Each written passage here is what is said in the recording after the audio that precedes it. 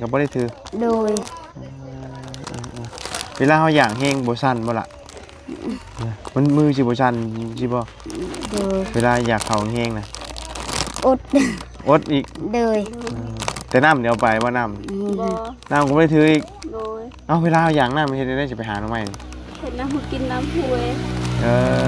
น้ำห้วยก็มีคือว่าไงกินน้ำห้วยเลยเนาะโดย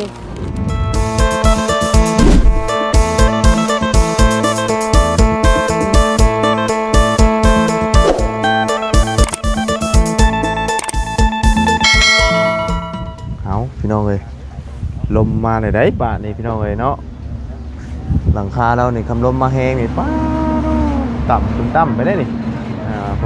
ฝนมาแบบว่าลมมันดีสังกะสีนี่พี่น้องเนาะอย่าพึ่งวะได้นี่เอาจังไรกะมาหาอีกครั้งหนึ่งคือเก้าพี่น้องเนาะมาหาทั้งน้อง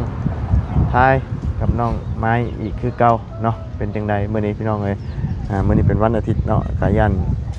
บ่ได้ไปใช่ไหมมื้อนี้ก็เบิ่งก่อนทางตัวคือบ่เห็นทั้งพ่อกับแม่เพิ่นเนาะไป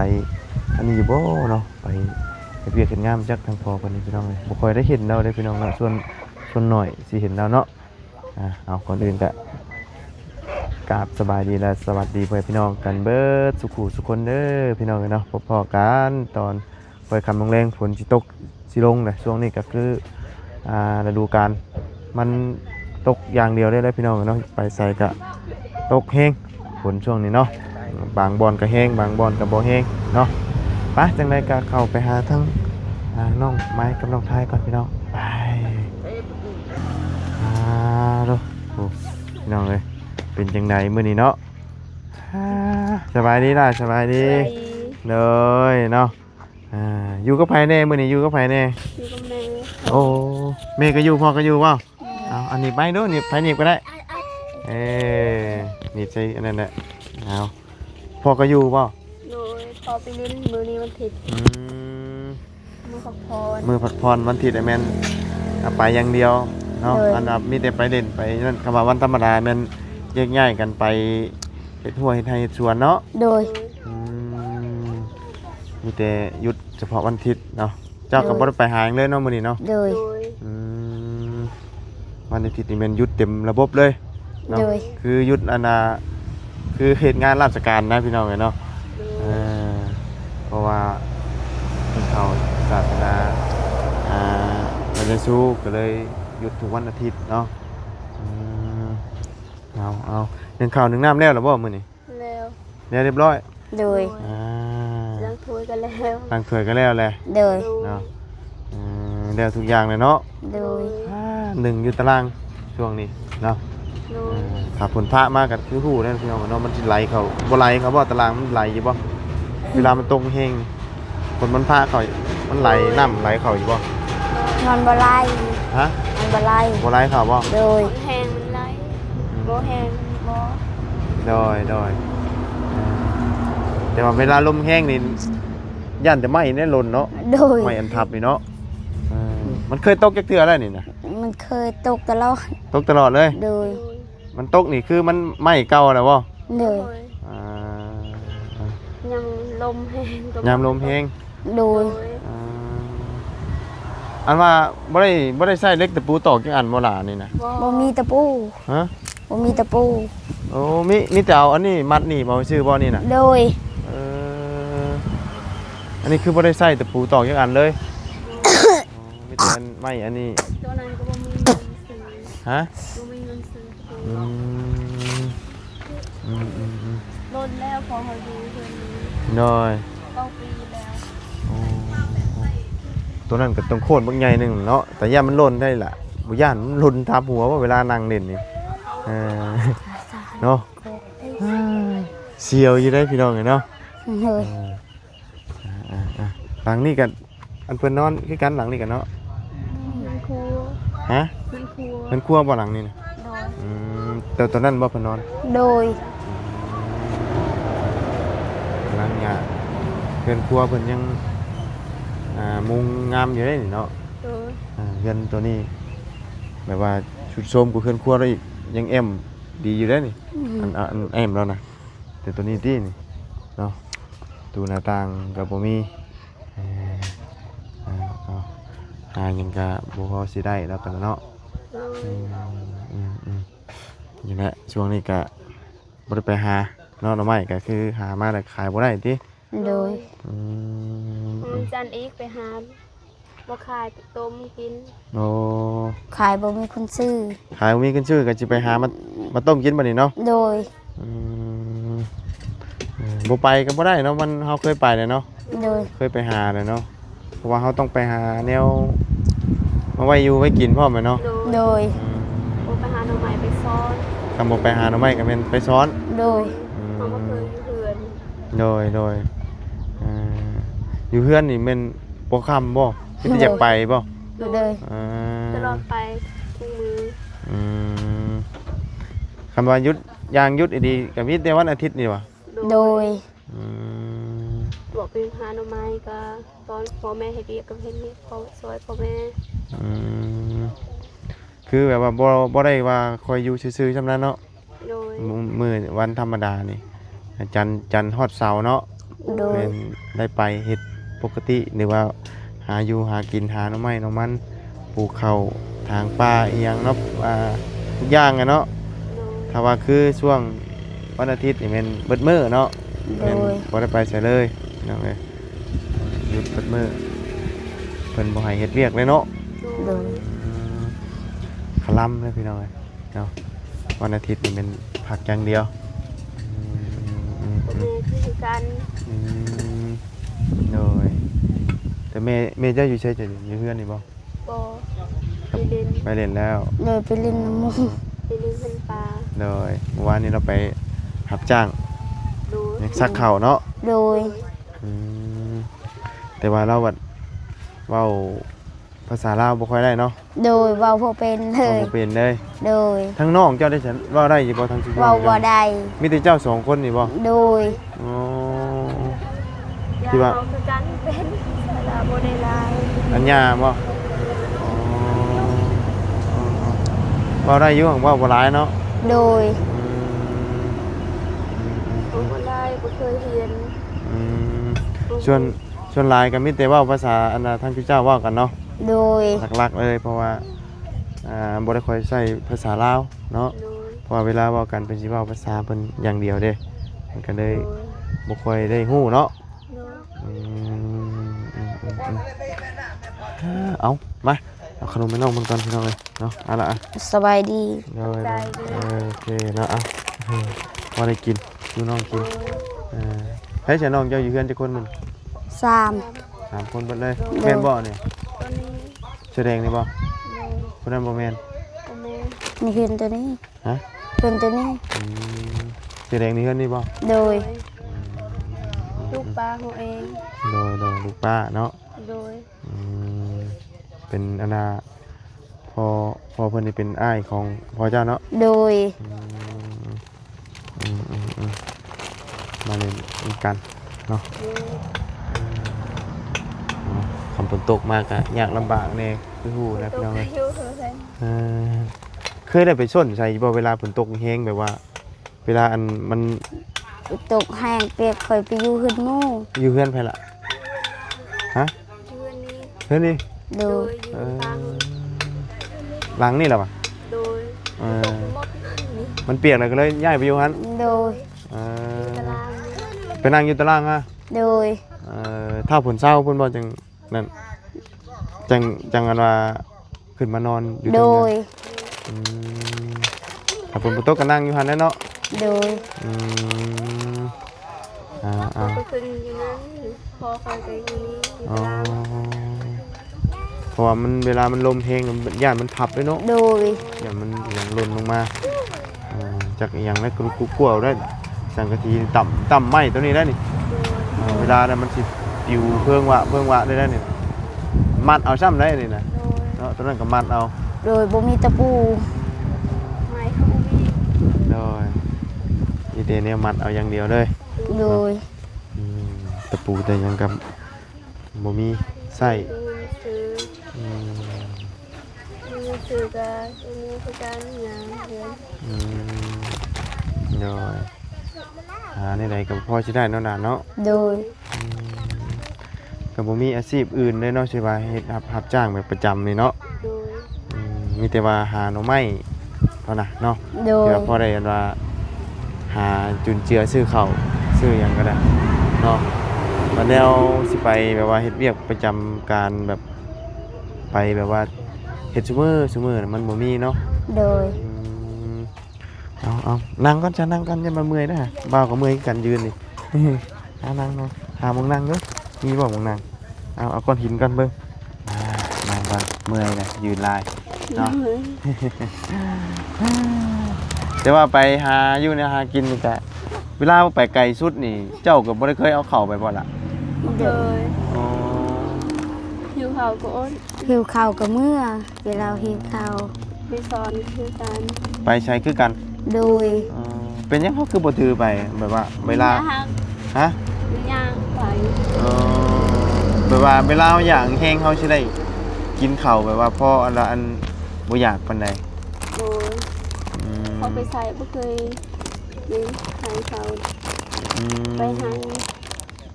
ไปให้นี่ได้ถือว่า โดย แต่ว่าคือไปหา โดย อันละสอนไปไกลไปหยังก็บ่ได้ถือ โดย เวลาเขาอยากแห้งบ่สั่นบ่ล่ะมันมือสิบ่สั่นสิบ่ โดย เวลาอยากเข้าแห้งน่ะ อด อดอีก โดย แต่น้ำเดี๋ยวไปบ่น้ บ่ ำน้ำก็บ่ได้ถืออีก โดย เอ้าเวลาอยากน้ำมันเฮ็ดได้จะไปหาหน่อไม้นี่ เห็นน้ำกินน้ำห้วย เออ น้ำห้วยก็มี คือว่าไงกินน้ำห้วยเลยเนาะ โดย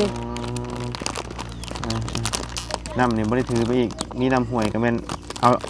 อ้าปากใส่แล้วบ่หรือว่าเอาอันนั้นใบตองตัก เอาอยู่ตลาด เอาใบตองตักกินเนาะ โดย ระบ่าวก็เคยคือกันรุ่นนั่นน่ะระบ่าวไปเลี้ยงงัวเลี้ยงควายกันเนาะกินน้ำห้วยน้ำห้องคือกันเนาะเคยอยู่เรื่องอันกินน้ำนี่เพราะว่ามันอยากแห้งเด้เฮาบ่มีน้ำเฮาบ่ได้ถือน้ำเด้ โดย มุดหัวลงกินแล้ว โดยเขา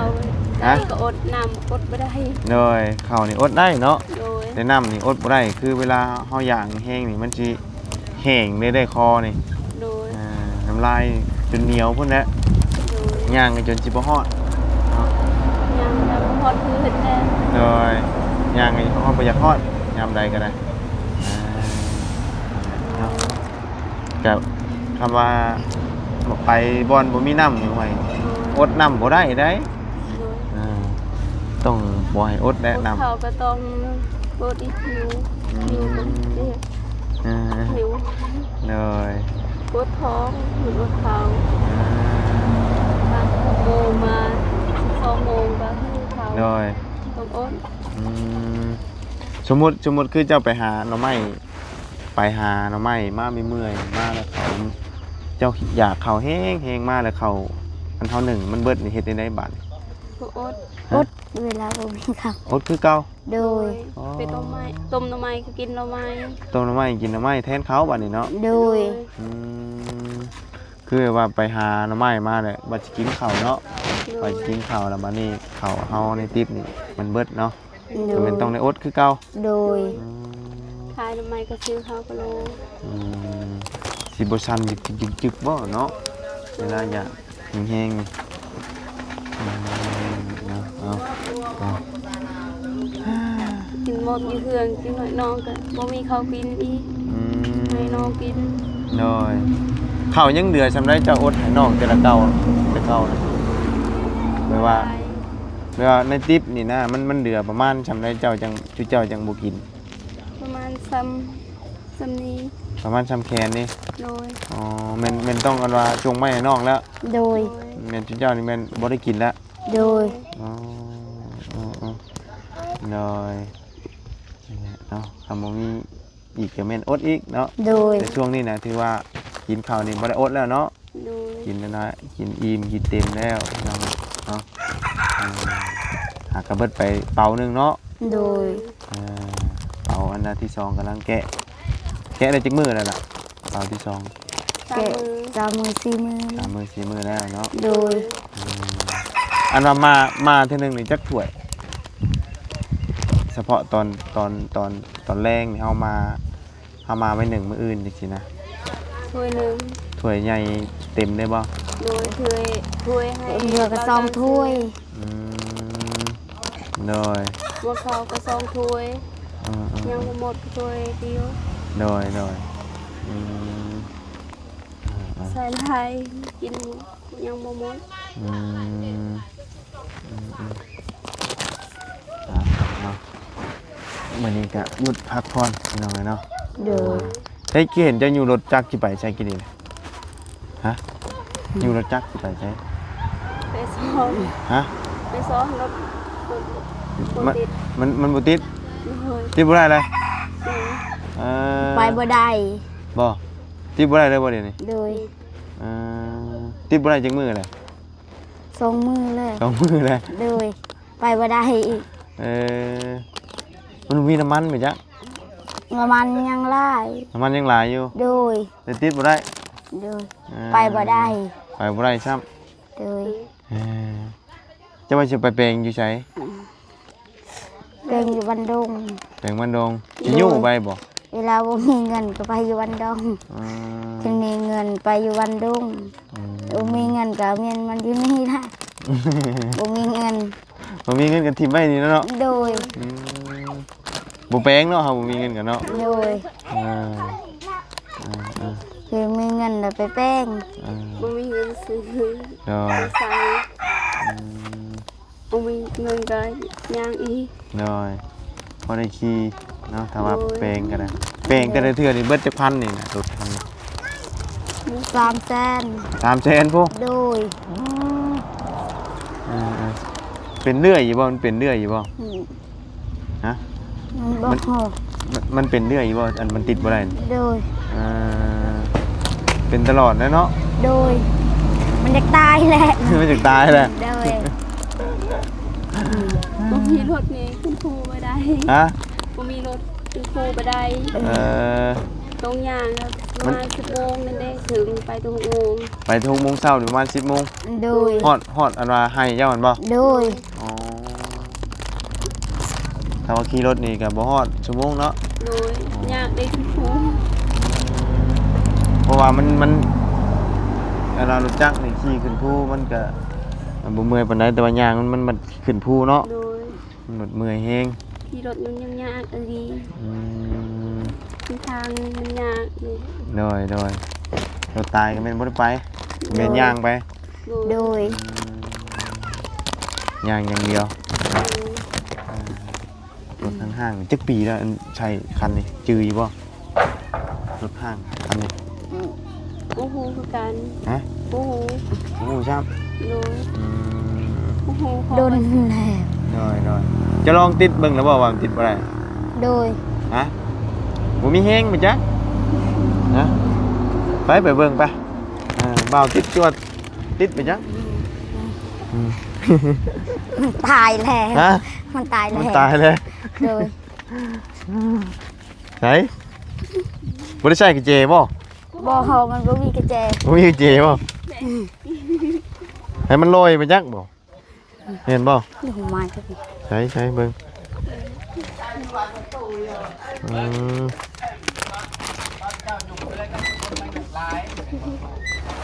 มันบ่ได้แหละ โอ้มันลอยแล้วอันนี่ โด นะ ย ตัวนี้มันรุดแล้ว โดย ต้องหาน็อตตัวนี้ใส่ โดย ตัวน็อตตัวนี้มันรูดแล้ว ต้องหาน็อตใส่ โดยไปบ่ได้เลย อืมต้องหาน็อตใส่เนาะน็อตมาใส่นี่ฉันน่ะติดบ่ได้มันลุยเนาะมีแต่ให้พ่อเจ้าน่ะเฮ็ดหาน็อตมาใส่มันก็ติดได้แหละอันนี้มันติดบ่ได้เพราะว่ามันรูด เอาไม้ไว้อ่อนล่ะสกอย เลยเอา เอารถไหลอิงไว้ ไปหรอก นอนได้รถนั่นน่ะได้อยู่หรอกเนาะ โดย มันรูดเฮ็ดติดบ่ได้เนาะยังเลาะเบิ่งกันยังขังนี้เนาะเบิ่งไฟอันน่ะปิวมาใส่เด้อนี่เด้อเวลา ไอ้ ติด จ้อยโล ใหม่เด้ ไปในกล้วยเจือก ใหม่บ่แห้งเด้อนี่เนาะ ใ สังกะสีเราก็เก่าๆให้เราเลยม่วงยังทันสุกเนาะม่วงเนาะ โดย กำลังสิเฮิมเนาะโอ้อัดได้หมดนี่อัดไว้ยังไงยังไก่ขึ้นบ่ ไก่ขึ้น โอ้ไก่ขึ้นกินข้าวกูขึ้นนะผู้ ไก่อยากกินข้าว ไก่กินข้าว โดย ก็เลยอัดไว้ โดย คือเก่าเนาะอัดจังไดคือเก่ามันหลายทางขึ้น โดย อึดแต่ทางขึ้น ขึ้นทางหันก็ได้ ขึ้นทางไหนก็ได้ โดย หมอยังแค่นี้นะ หน่อไม้ ไผ หน่อไม้แกง แกงน้อย โดย ให้แกงไม่แกง เอาเอง เจ้าว่าแกง โดย บ่ได้ใช้หยังเลยมีแต่หน่อไม้ล้วนๆนี่ โด เนาะ ย ใส่เห็ด ใส่เฮ็ดน้ โดย ำโดย ใส่ไปแรก ใส่ปลาแดกเนาะ โดย ใช่บ่อย่านาง เวียน บ่มี โดย เอาที่ส่วน อ๋อโดยเนาะ แต่มันบ่แซ่บยังใส่หลาย บ่มีหยังใส่มันก็บ่แซ่บเนาะ โดย ตอนคืนนี่ก็อัดได้นี่เนาะ โดย ประตูแล้วนี่ประตูพรีเมียม ทางนี้ก็บ่ได้อ่าน ทางนี้ก็บ่ได้คือเก่า โดย คำคือแบบว่าหันหน้าหาทางนี่แม่นเดียวเข้ามานี่เห็นว่าได้คนนอนเนาะ นะ อืมโดยไปซะมีแต่ละบ่าวลำลาเลยลูกเด้อ โดย อยู่ดีมีแฮงเด้อ โดย โอ้ยเนาะ โชคดีมีแฮงเด้อให้ร่ำให้รวยให้สุขภาพแข็งแรง โดย ให้สิ่งใดมีแต่โชคดีขอบใจเด้อ โดยสบายดีละสบายดีอ่ะขอไม้ลูกมาก่อนอื่นบางเทื่อก็ไปหาหน้ำไม้เนาะ โดย ต้องไปคือเก่าเนาะไปบ่ได้ ไปเสียหญ้า เชียร์หญ้า โดย คันจ้างบ่ เสียหญ้าเขาเอง โอ้ยเชียร์หญ้าเจ้าเอง โดย อยู่ไห้บ่ได้เนาะ โดย คำว่าไปเชียร์หญ้าต้องได้ไปบ่ได้มื้ออื่นนี่เนาะ โดย บัดครอบครัวได้แล้วนี่ยันขี่รถจักรไปภูเขาพุ่นแหละเนาะต้องหาน็อตซะก่อนมันติดบ่ได้น่ะมันบ่มีน็อตมันอันรุดแล้ว ไปหัวได้ ไปผู้บ่ได้เด้หั่นเอาพี่น้องเอ้ยไปซะเนาะมีแต่มาบุญน้ำลาเลยเด้อซะพี่น้องเนาะพบเจอกันใหม่เนาะทางน้องไม้น้องทายอีกคือเก่าพี่น้องเนาะไปก่อนอื่นก็ขอบคุณพ่อแม่พี่น้องหรือว่า FC เด้อที่เขามาติดตามนะครับชมคอยให้กำลังใจโดยตลอดมาพี่น้องเนาะไปแล้วพี่น้องเอ้ยเนาะเพื่อนตัวเดียก็แล้วเรียบร้อยเสร็จสมบูรณ์น้องไปสบายดี